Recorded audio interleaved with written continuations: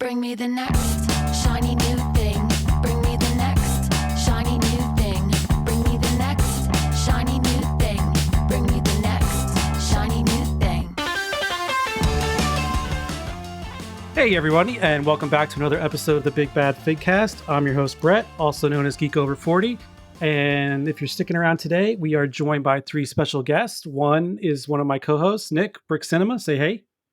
Hey. And my bestest friends in the whole wide world as of Brickfair, Virginia, Denise, also known as BrikChik. And last but not least, our celebrity guest, Joe from Citizen Brick. Lego celebrity. Lego celebrity. I would say you're a celebrity based on the video that we shot. We'll go over that later in this podcast, but yeah, I think we've hit the definition of viral. So, Brickfair, Virginia. It was my first one going where I could actually run into somebody that I knew. I loved it. It was great. I would like to start off with figuring out how long did you guys travel to get here? For me, it was 30 minutes. So I really can't complain. Joe, how long did it take you to get here? It was about a 12-hour drive. I did it in two 6.5-hour blocks. Stopped for the night. Oh, good. I was gonna say, please don't drive more than 8. I don't want to hear about a minifigure splashed all over the highway.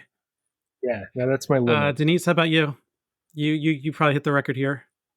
My flight took about 5 hours to get there. 5 hours, but for those who may not remember, Denise is joining us from Canada. So go ahead, Nick. How long would it take you to get here? It was about an 8-hour drive after I had to stop. So. Yeah, and you made the decision like at the last minute, right? Yeah, it was last minute. I had stuff planned that weekend, and then I realized I could come to the early days, so I bought the ticket on vacation and then took off work. And as soon as I got approved, I went. Basically, that was the day before, and then I drove through and got there Wednesday. Yeah, and then you left like the next morning. Yeah, I think I left Thursday. I left Thursday and got home at like 1 or 2 a.m. It's insane, man. But yeah, overall, everyone was great to see everybody, even though we all looked pretty tired. Was that everybody? I know you were at Brickfair, Virginia last year, but you two guys, that was your first one? Okay. I think that's like my... First one, yeah. Yeah. I think it's like my 10th one, maybe. 9 or 10? I can't remember. I've been doing it a while. I think it was only my 3rd or 4th. Yeah. And the other times I was with my kids and we were just average people walking by, checking out all the cool MOCs. We didn't know anything about minifigures or customs or anything at the time. Now, I'm the only one on this panel today that hasn't been to Brick World Chicago. So I was curious. I know a lot of other folks were curious that have only gone to Virginia. What are y'all's take on this compared to Brickfair Chicago? Do you feel it's bigger, smaller, about the same? I know the answer because I've been to them all. Okay. I want to hear what everybody's impression was. I'll tell you what I think. I think Chicago was slightly larger on a larger scale overall, but Nick, what do you think? I'll be the host for a minute. I felt like scale-wise, Virginia was maybe just a little bit smaller than Chicago, but not much in terms of footprint. But Chicago's a lot different because it's in like the hotels in the convention center, so it feels like you're living there the whole time. Then you can hang out there afterwards and kind of like go to your room and come back and all that stuff. So I think in that way, Chicago felt a lot bigger because of the scale of the whole facility outside of the actual convention. Yeah, I feel like you were in it the whole time.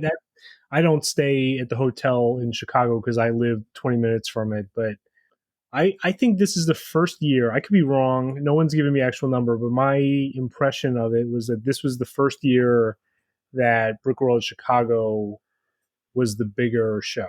That may not be true square footage, and it may not be apples to apples. It may have been the same amount of people in two different size spaces, but it felt more congested and it felt a little bit, the other thing is that the vendor part where I live is always in a separate room, kind of segregated off to the side in Brickfair, Virginia. And sometimes that's a blessing and sometimes it's not. You mostly just look at other vendors all weekend, but in Chicago, the Citizen Brick booth was literally in the middle of the convention center, like in the dead center of it. So I guess it felt like bigger to me because it was Lego show for as far as I could see. So yeah, I think that one's on its ascendancy. What do you prefer? Do you prefer being in the mix with everybody, or do you prefer being isolated where you know the people that come to see you, you know they're coming because they came to buy?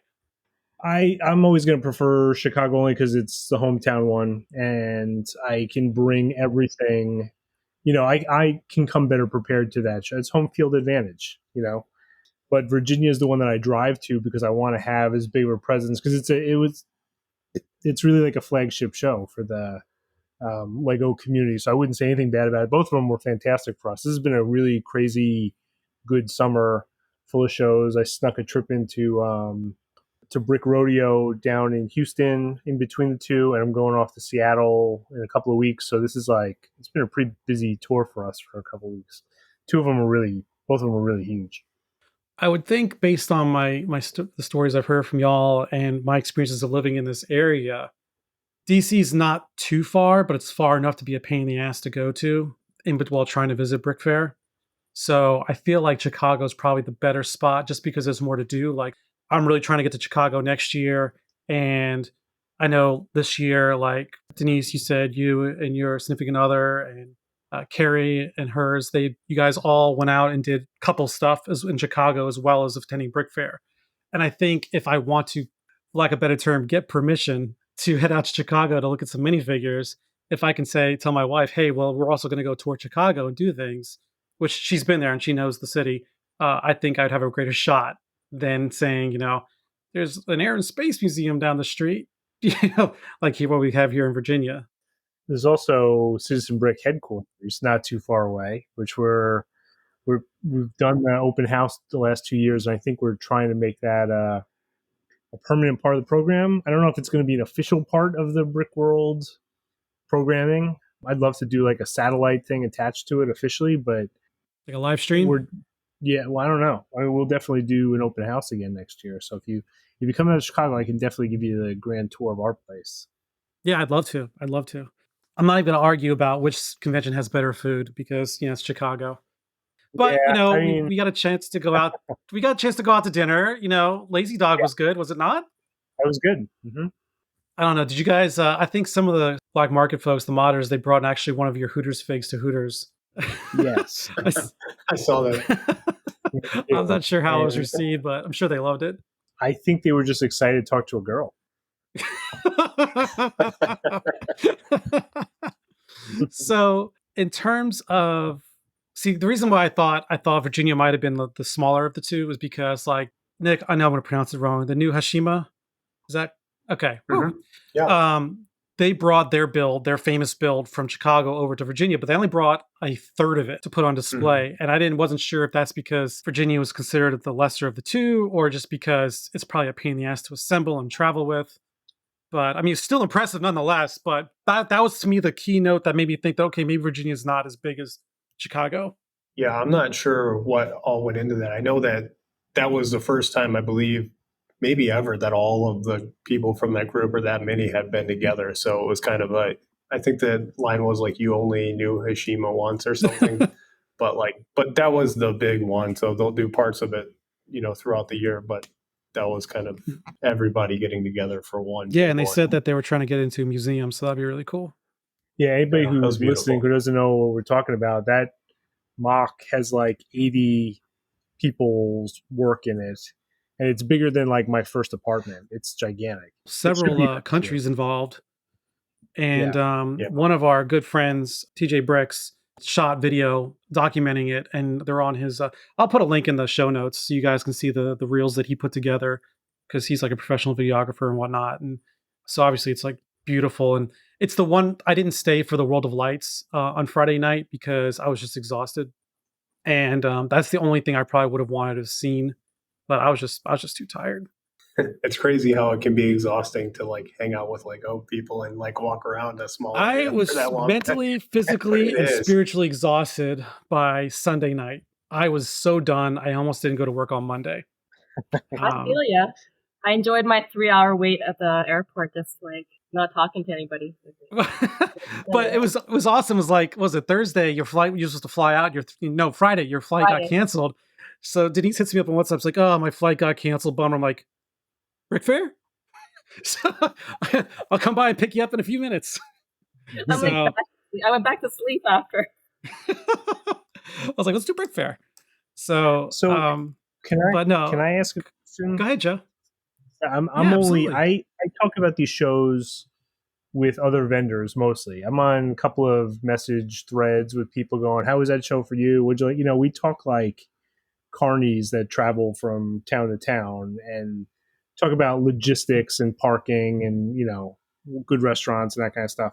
But as I never really get the perspective of people from the fan side of it or the customer side of it, whatever you have. I hear a lot of talk. People come to me and go, want to talk about Citizen Brick in relation to these shows, whether these shows are primary, venue for getting stuff and they're not. I mean, our website would be, but to me, over the years, it feels like the conventions, they've kind of ebbed and flowed. There's a lot of them. There's fewer of them than there were a couple of years ago, but overall, there's more of them than there used to be 10 years ago when I started. So it seems to me that you can almost go to a Lego show somewhere in your vicinity. We don't go to all of them, obviously. We go to maybe the big 5 ones that I mentioned. But as collectors, do you guys feel that like, oh, this is like a must-see destination? I'm going to work this into my summer plan every year. Or do you feel like, man, I saw it, I can kind of skip it next year? If I wasn't involved in the customs community and a customer of Citizen Brick, I would have been like, I can skip it. But that's interesting. After the last 2 years of building community, and this is what so like when I registered a MOC, because I thought I needed to get early access. I didn't realize you could just, buy a ticket. I thought it was part of the package deal. And I had to reach out to support saying, I don't know how to classify my MOC because I'm not part of any Lego user group. And these were like, who you belong to? I'm like, I'm just a person, which is how I wound up on the miscellaneous table. But it really is about community. I mean, if you're just somebody who likes looking at Lego creations, you can do one and done, because I did see some things that I usually see every year. I saw a lot of new stuff too, but mostly is a lot of the same. If you are part of a community, I think that's where it comes into play, because it was all about people connecting with other people that had a passion, or they knew each other only through online. Like myself, this is my first time meeting Nick and Denise in person, and it felt like I already knew them for 10 years. I miss these guys terribly once they left, because as adults, it's a lot harder for us to find people that we can talk to about this stuff. Even more so in a niche community like Citizen Brick and Bigs and Customs and all that stuff. I would say if I didn't have community, if I didn't feel like I was a part of the community, if I didn't know anybody, yeah, it's a one and done. And even if you weren't there, Joe, I'd probably still go if they were all going as well, just because. And I met so many people that have got to know me as Geek Over 40 over the last few years that have been going to Brickfair that I didn't know. Last year, I knew one person that went there. This year, I had people coming up left and right because, for those who may not be aware, I got a hat with my logo embedded and embroidered on it. Best investment ever. People were able to spot me. They pulled me out. But yeah, no, I got to see a lot of people that I probably would have never met in person had I not gone to Brickfair. So that's my motivator for going. That's why I want to go to Chicago. I mean, obviously it's to go buy more CB, but it's also to see you personally. It's to see Denise, to see Nick, to see Kerry, to see Zach, and all these people that I interact with all the time that I normally wouldn't have a reason to say, well, let me go drive, 10 hours. So short answer is yes, it's worth it because of community. How about you guys? Yeah, I would second that. I think it'd be crazy to drive 16 hours and take 3 days off to go just buy minifigures. But what pushed it over the edge for me, especially as a really quick decision, was just being able to meet so many people that didn't make it to Chicago. And it feels like there's Brickfair Virginia and there's Chicago in terms of the community that I'm a part of and all the people that I want to see. And so, so it was really cool to meet everybody. And that was a deciding factor for me for sure. How about you, Denise? I think for me, initially, it started with, seeing, what people can get at the shows on, like, just from online posts, and thinking that initiated me wanting to travel to be able to collect these maybe rare pieces. As soon as I started going to these shows and being able to connect with the people that I've been speaking to online for like, a couple of years now, and, putting faces to name and building those relationships. Now it's actually just that engagement has kind of pushed me to go to more shows, because I've been having such a great time meeting all these people. And it's not even about just buying minifigures anymore. It's about connecting with the people in person and those relationships that I'm building. So I'm having so much fun doing it. And yeah, I don't know. We're planning for Brick World Chicago next year. And at first I was more comfortable going with my partner, but now I'm okay with going alone because I've met so many people, and I will probably travel alone next year if my partner doesn't, because he's not a collector himself. So for the record, I was never under the impression that everybody comes there just because Citizen Brick is there. I wouldn't recommend a 20-hour drive to go see us, or a flight or whatever. But I do like that. I'm happy to be the booth that people congregate at and meet up at. That's for sure. That's how I meet people too, because I'm, for every waking hour doing this, I'm not as in it the way you guys are in it. I don't talk online and collect and trade. I just make the stuff. So when people come out to the booth as a group, usually they're like, yeah, this is so-and-so bricks. This is such and such bricks.com. And I meet all those people and put names to faces too. That's my favorite part of the show too, is I get to kind of like, oh, that's what you look like. It's nice to see you in person. My favorite part, I think I took more pictures of me posing with a plate of food with my friends. We went out to eat so many different places and so many different times that I think I took more pictures of that than I did inside the Brick Fair itself. Yeah, my ratio of selfies with people to MOCs is probably 3-4 to 1. Because it was just so much more enjoyable to talk to everybody. Our dinner conversation that same night, K-Town. K-Town. So we got Ethan. Ethan got there late, so he was off for dinner. So we hung out with him and learned his life story, which is fascinating. We're going to get him on the podcast. Those moments were the best, honestly. The sitting at the table after we raided your booth and just talking and sorting, that was fun. I mean, that was something I'd never done at a Brick Fair before. Yeah, I don't get too many hours off. I rarely go out to dinner with anybody but the Citizen Brick team, just because it's exhausting a lot of time. Like the show itself is really exhausting. I had the best time with you guys. Thank you so much. But usually, like, we end up eating the same place every time, and I never do the after hours.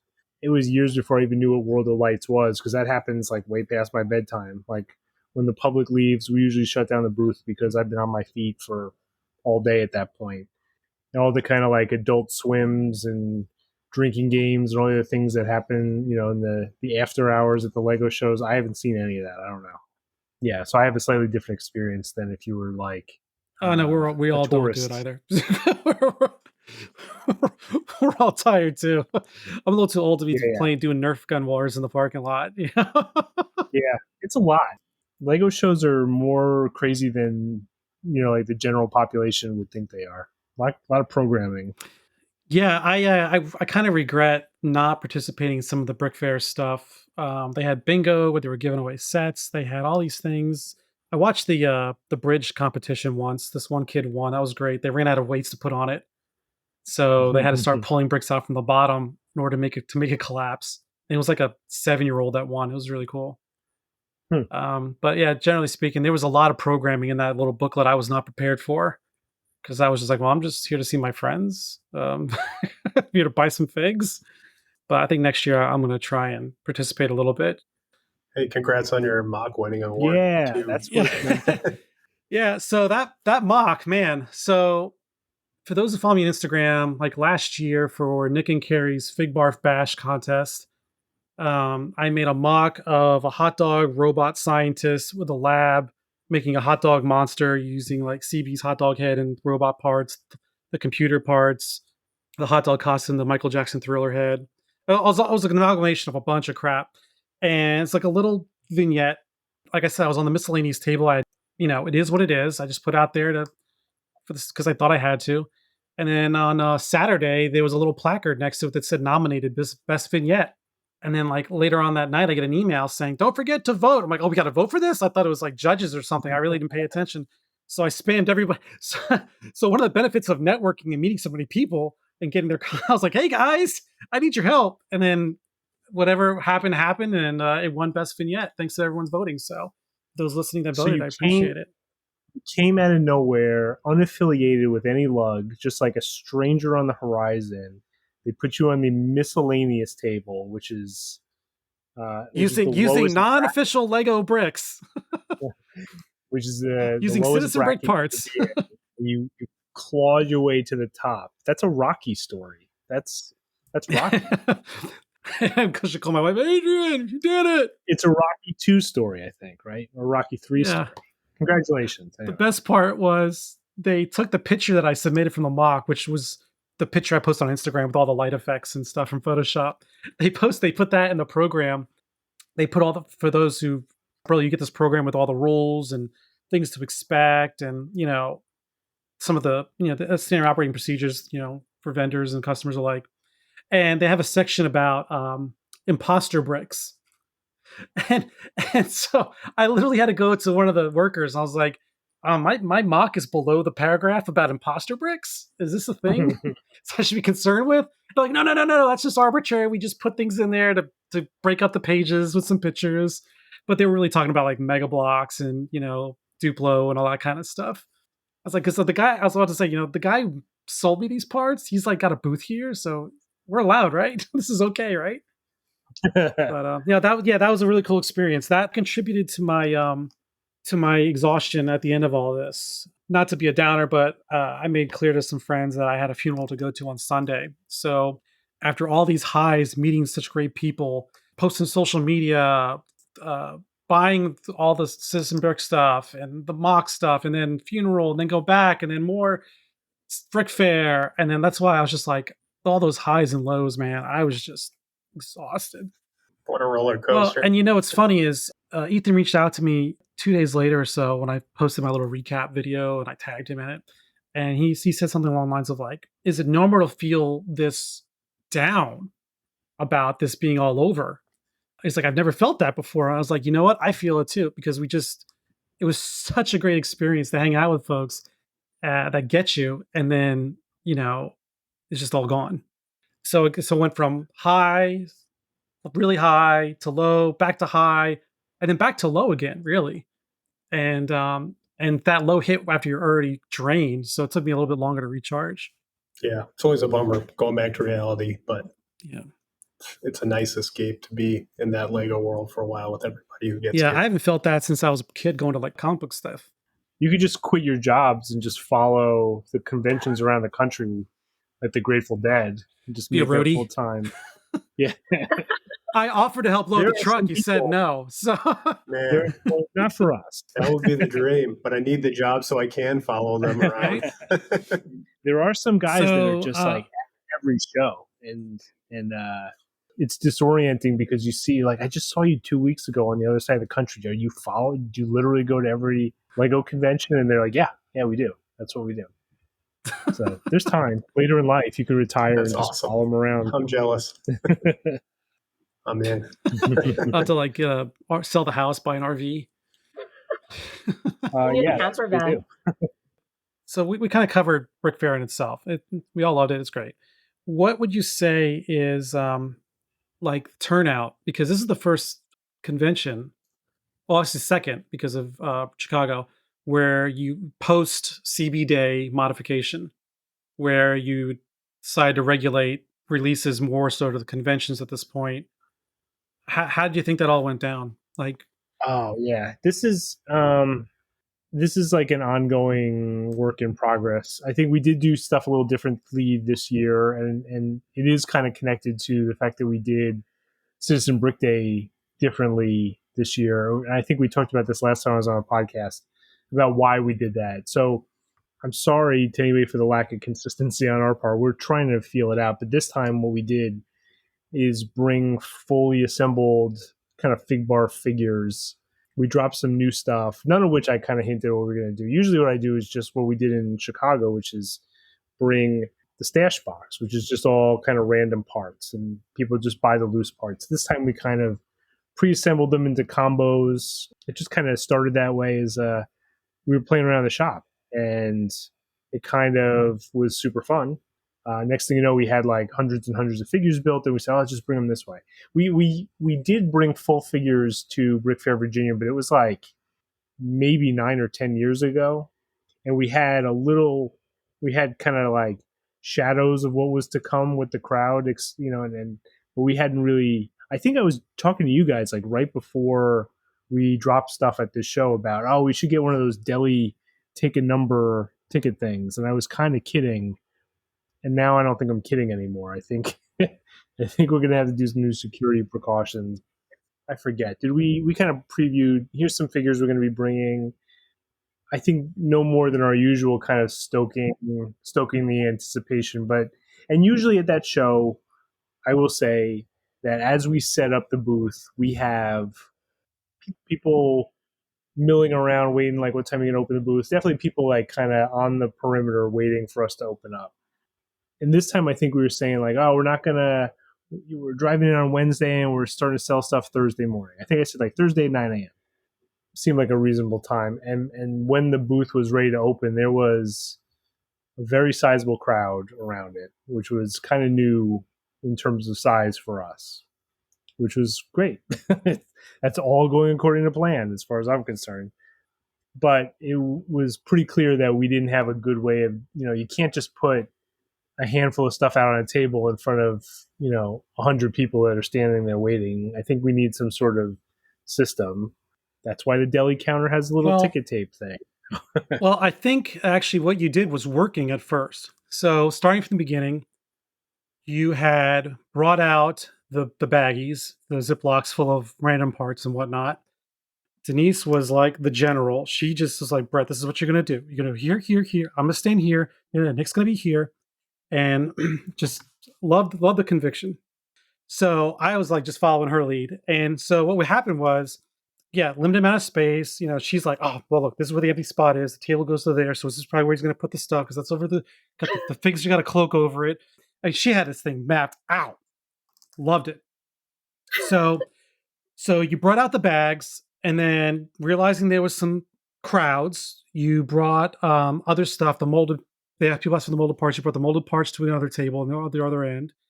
And we started self-regulating. We started holding up bags, saying, does anybody need this? Does anybody need that? We were passing bags back. It was very controlled. Despite the fact we were shoulder to shoulder, nut to butt, everyone was really polite. But yeah, so with round 2, I sat out because I was like, I spent my budget. I'm done. I'm out. Because you were like, you're going to get in this? I'm like, no, I'm done. Which, of course, I found money to spend later on that day and the following day and the following day. But for that moment, I was like, no, I'm done. I was like, I'll just whip out a phone just for prosperity, just take a phone out. And the same thing happened. Crowd gathers, Denise dead set in the middle, right in front, Nick right next to her. And everyone was just kind of bunched up, but it didn't look crazy. Everything looked like the same like round 1. And then you put the thing down and just chaos. Someone to your left, Denise, I've watched this video like a football replay like 1 billion times. It comes from the far left of the crowd. I think they reached in hard trying to grab something. And that's what kind of shoved everybody forward. But as a result, Cowlin, props for him, cat-like reflexes, because that table almost came down. And he caught the shelf on the table. You guys pulled it back. And then within 15, 20 seconds, you were like, all right, form 2 lines. You point, I pick up. And it was all back to normal again. That was crazy. That was right time, right place, right time, excuse me. Yeah, it's like the Zapruder film. You caught the most exciting moments of the convention right there at the perfect angle.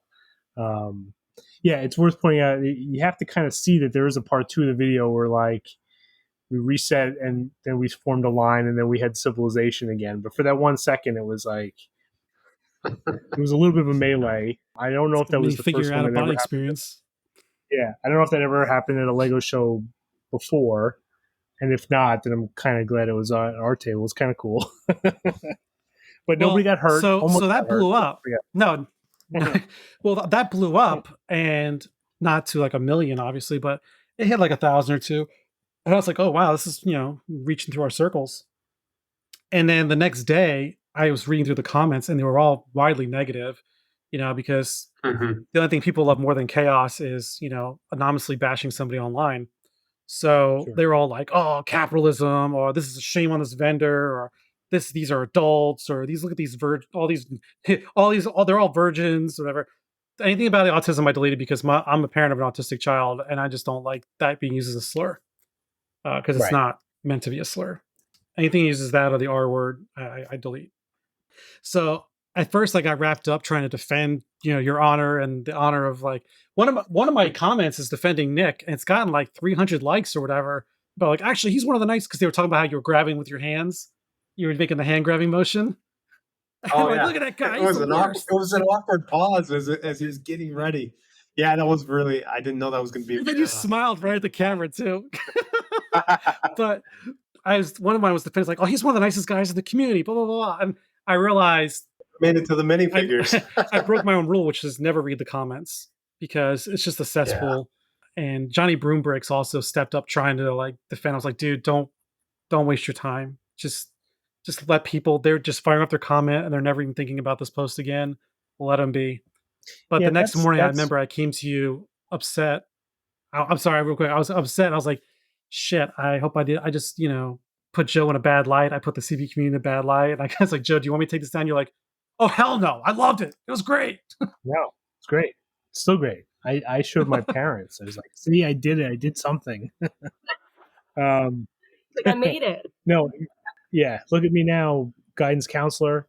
No, it was, I mean, it's, now if someone had like been trampled and hospitalized, that would have been like, maybe there's something to those comments. But it was just a peak moment of anticipation, right? So we worked it all out. Nobody got hurt. Everybody got some stuff. No real fists were thrown. A couple of shoves, but let's just chalk it up to excitement at the event. I'm happy that it was not a boring bread line. Next year we're going to have armed security, and we're going to have cattle prods and all that stuff, and the figures are going to be briefcase locked to my wrist, and we'll do it that way. You know what you do? You just take all your excess barbed wire parts, just build a literal, stack them up as high as you can, build an actual mock of yourself. Everything will be a pre-order. You'll get a menu to your house a couple weeks in advance, and just like sushi. It'll almost be like a mail order business, it was fun. It was exciting. It already got us. I had last week a buddy of mine kind of fabricate a mini stand that I could travel with. So that's what we're going to have it at Seattle, because I think these figures are the way to go, and I want to be able to travel with them, but we haven't do that. So did he do the thing when I was talking about, like a grid system, so people can like point like row A number 5 or whatever? No, that not quite that. Easy for people. That might be Brickfair next year, and that'll be behind a plexiglass wall. You'll just be able to like lean against the wall and tap on the glass and point to that one. That's how we'll do it. Or a claw machine. No licking the glass. No licking the glass.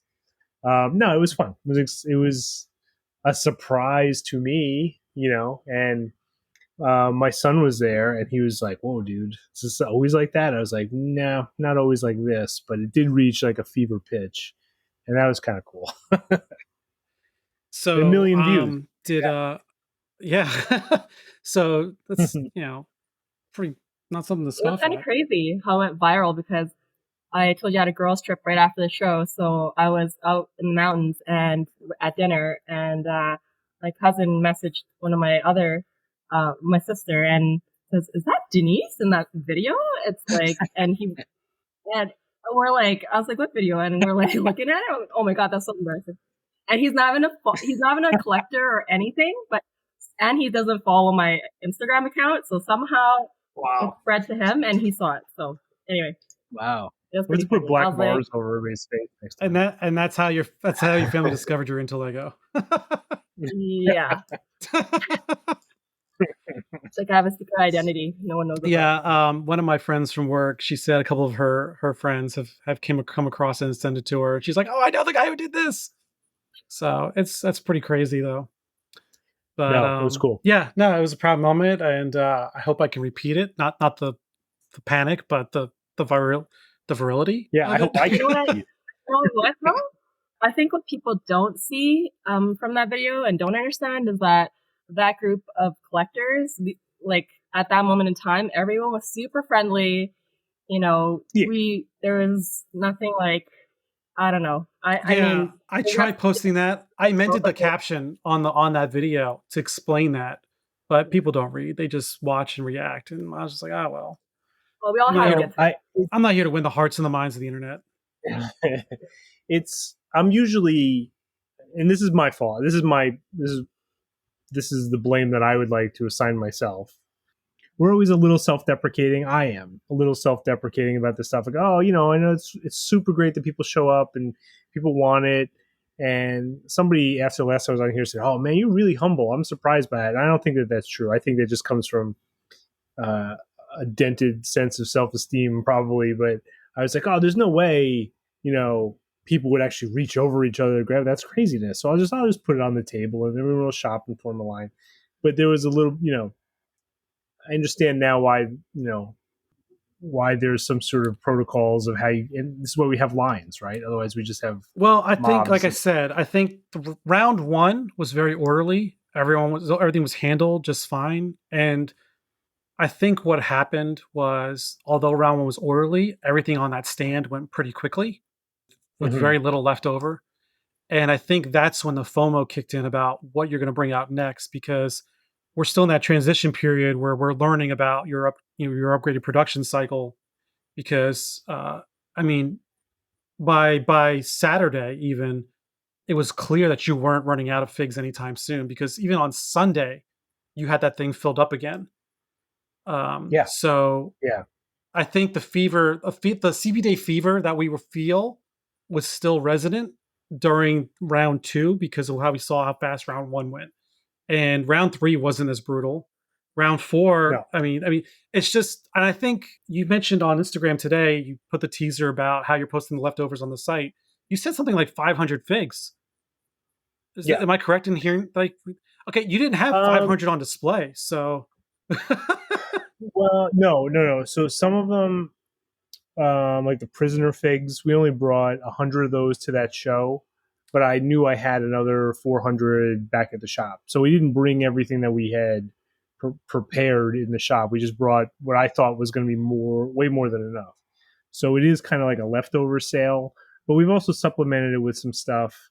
While I was in Virginia doing our thing, some of the guys back at the shop were still making more figures. So some of the stuff that's going on sale as the leftovers is really like new stuff that we haven't done. Plus, we printed like 6 different new parts this week alone. So Seattle is going to be a totally different crop of stuff too. So I don't really know what's different. I think we've just kind of tweaked the recipe of how we're getting stuff out there and how we're selling it. So with the mandate being like, I don't want to get hurt, so I have to like make a lot more stuff. And even just throw it out in handfuls over like a t-shirt gun full of minifigures and just shoot it out into the crowd. But no, we have a lot of stuff. I'll leave a mark. So that being said, 500 figures is not going to last very long on a sale like that. So No, but it does speak to the fact that there was a lot of worry about you having enough stock after shows to put on the website, because there's still that international sect of customer that are worrying about getting a chance to get things. So here you go. This is the opportunity. Yeah, I think I said this last time I was on with you guys. Like I don't think that there's any sort of value. Some businesses in some circumstances might be like, oh, we'll keep them wanting more. I want to sell anybody stuff right then and there. So it's not, I will warn anybody who's listening to this or hearing it after the fact that this is a leftover sale. It's not a huge quantity of stuff. 500 figures sounds like a lot maybe, but that's a few minutes of sale. So Well, if people are not going to like put like TJ. 30 figs into their cart because they want to hoard them, then yeah. I don't think you'll have an Maybe opportunity to do project. that. Yeah. You Yeah. know, it's going to be, we're still I working. do think it was cool. Yeah. I love that you did waves throughout the week. As somebody who usually in the past has been there, after the preview days, it's always been a bummer to get scraps from different people. Yeah, So yeah. I think that was really cool. As somebody who came in to try and be there on the first day and then left, I was like, oh shit. But but good for everybody, and I think really a fair way to do it, because it sucks to come back and Well, the randomness was there's great nothing. because like Sunday, the first drop on Sunday when you opened up, Joe, Ficken Bricks got that translucent red loaf head, and then he also Yeah. got another really cool head, and then I actually got a red molded poop emoji head. These things were not available at all from Wednesday through Saturday. So the fact that Sunday you still had, lack of a better term, fresh, hot, tasty, On Sunday, things coming out that no one saw before, I think that was great. I think what we'll do next year, which we kind of made up on the fly, is we'll be like, all right, booth opens at 9, another wave will drop at 1, another drop will 3, and then we go home. And then the next day, there'll be like segments that you can know when to line up, and the booth is open in between, but we'll put up more stuff like that at appointed times and get in line if you want to, and 2 figures per person, then you get back in line. So I was really, I mean, this isn't like UFC. Like I'm really, I don't know why I would be surprised that custom Lego people were like, everyone was super good. Like, oh, there's a line. Okay, here, get in line. I didn't need any other additional security measures after that. But I just think it got caught on film and looked kind of crazy, but that's not really typical. Like, Yeah, definitely not typical. even the people, even if you watch the whole video, after you pull back all the figs, everyone's kind of like, whoa, oh, smiling, laughing. It was like nobody was like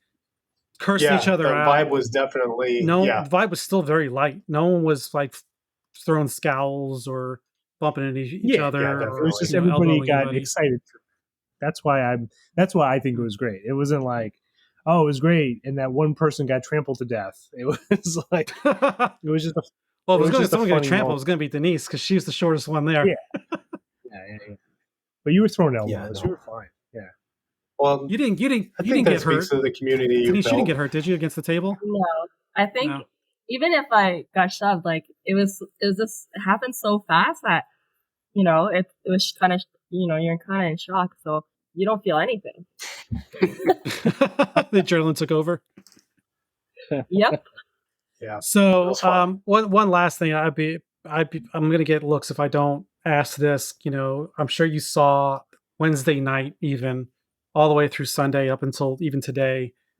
People were trying to put stuff on eBay for weird prices. Even as you did the release of the Tubies on the site, people were still trying to list them for like $70, $80. Did you want to reflect on that at all? I mean, I know you have no control after it leaves your hands, but Yeah. On the one hand, I mean, I know now. At the time when I was selling certain things to certain people, I wasn't connecting like, oh, this is the kid I sold this to, and here it is on eBay. So I'm usually not that much of a detective about it. I think it's a little clearer now that there were some guys who were just like, that's their hustle. And I think it's my job to be like, hey, have enough stuff for everybody. I'm still working on that. And then maybe close the gap between when it's available at the show and when it's available online. And I'm not quite there yet. It's taken me like 2.5 weeks to get the leftover sale up. It's just logistics. But in a perfect world, we'd be dropping new stuff at the show and it would show up on the site at the same time. We're just not. That's a little more sophisticated than we can do right now, but it's a goal, well, it's a marathon, not a sprint, right? Yeah, that would be the way to kind of close the gap. So anybody putting stuff. With that being said, like buyer beware, man. If you're going to pay $80 for a thing that's clearly on our website, do some research. And as for those kids who put this stuff on eBay, it's like, you can't hate the hustle. It's a free market economy. I just think, as long as the right information is getting out there. If people are putting stuff up there and be like, oh, they only made 5 of these, and it's like, really? Because I got like a shoebox full of them here. Then that's like, that's not true. So I don't know. I'm doing, Yeah. that's Well, I gotta say, going back to community, back to the beginning of this episode, I've never seen such an online campaign assemble so quickly to help spur potential victims of scalpers before. Like we would spot things on eBay, and suddenly they were getting posted all over Instagram saying, "Don't buy this. There'll be more later at the show. They'll be online in the store in a week or two. yeah. He's got plenty to go." There was a lot of that going on. And I appreciate that. So I think that's great. Yeah. I don't have the bandwidth, I think, to really track that stuff down. So when people go, it's going on eBay for like $500, my mind goes to like, well, who's buying it for $500? Maybe don't.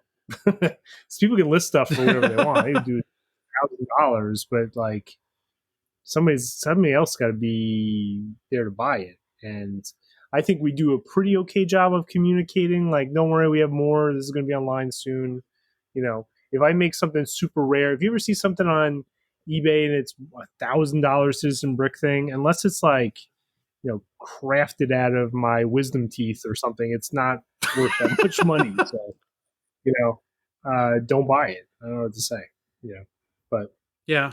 I get it. So I think never over want to time, be like, I never want to dampen anybody's enthusiasm. For sure, a certain part of that is like, that's the kind of fuel on the fire. I don't mind that, but yeah, I don't know. Just buyer beware.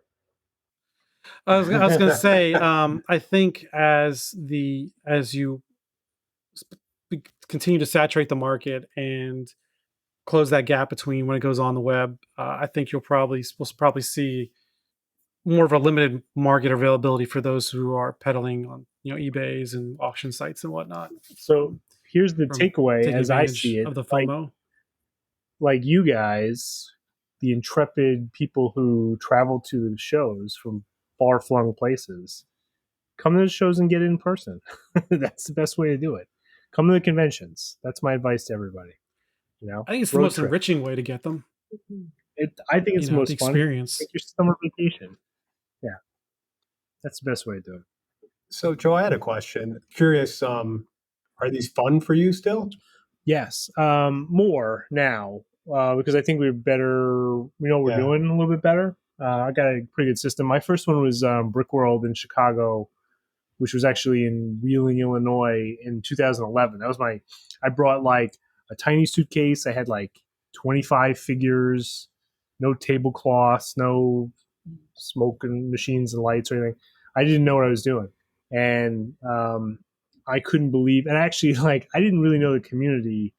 So at the end of every show, I packed up my entire booth into a suitcase and took it all home. I didn't leave anything there because I thought why would you ever leave this stuff in a room full of strangers? But I've come to find that the people in the community are great, and not stealing. I didn't even want to leave my MOC there overnight. Yeah. You'll get used to it. I was afraid to leave my MOC. Well, what's funny is when when you left for the day and Denise had to fly out and we need to get the posters that we set on the set with you guys, and you're like, yeah, just go get the posters. We're like, all right, this is me walking behind the Citizen Brick booth, getting the posters underneath the tarp. It's okay, everybody. I got Joe in my DMs. This is You didn't trip off any of the claim walking out with that 6 posters.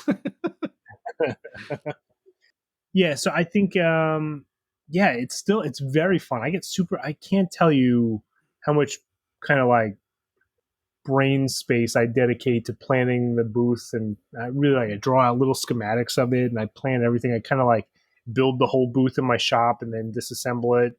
I really get into the shows. I love seeing the people. I love kind of putting the names to the faces. Yeah, it's gotten more fun for me, I'd say, as it's become more familiar. I think maybe that's it. Yeah. I look forward to them all the time. Yeah.